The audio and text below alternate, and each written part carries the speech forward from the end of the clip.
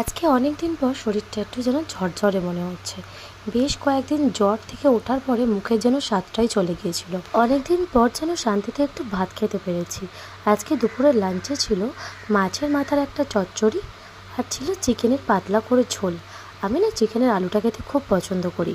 সন্ধেবেলা কেন কে জানে হুট করে ক্রেভিং হচ্ছিল চিকেন রোল খাওয়ার। আর যেহেতু এখন আমার নাইট শিফট চলছে, আমি তো এখন বাড়ির বাইরে বেরোতে পারছি না, তাই নিজেই একটা আইডিয়া করে বাড়িতেই বানিয়ে ফেললাম। আমি রান্নাবান্নায় পটু না, তবে নিজে যেটুকু পারি চেষ্টা করে তৈরি করি। ময়দার মধ্যে নুন আর সাদা তেল দিয়ে ময়দাটা ভালো করে মেখে নিয়েছিলাম। তারপরে রুটির আকৃতিতে বেলে একটু এপিট ওপিট করে তেল দিয়ে ভেজেও নিয়েছিলাম। তারপরে সেই একই চাটুর মধ্যেই পেঁয়াজকে হালকা করে একটু সটে করে একটা জিনিস খুব ফিল করি, তোমরাও ফিল করো কিনা অবশ্যই বলো। কিন্তু জ্বর থেকে ওঠার পর যখন মুখটা ঠিক হয়ে যায়, যেন মনে হয় না এটা খাবো ওটা খাবো, চোখের সামনে যা পাবো তাই খাবো বলে মনে হয়। তো আমারও এরকমই হুট করে ক্রেভিং হচ্ছিল, তো তার জন্যই আমি বানিয়েছিলাম নিজের জন্য একটু চিকেন রোল। জানি পারফেক্ট কিছুই হয়নি, তবু আমার নাম দেওয়া চিকেন রোল।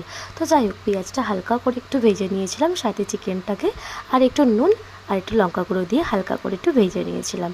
তো তারপরে পরোটার মধ্যে চিকেনটা, পেঁয়াজ কুচি আর যে পেঁয়াজটাকে ভেজেছিলাম চিকেন দিয়ে সেটাকে দিয়ে আর একটু সস দিয়ে মুড়ে একেবারে পুরো পেটে চালান করে দিলাম।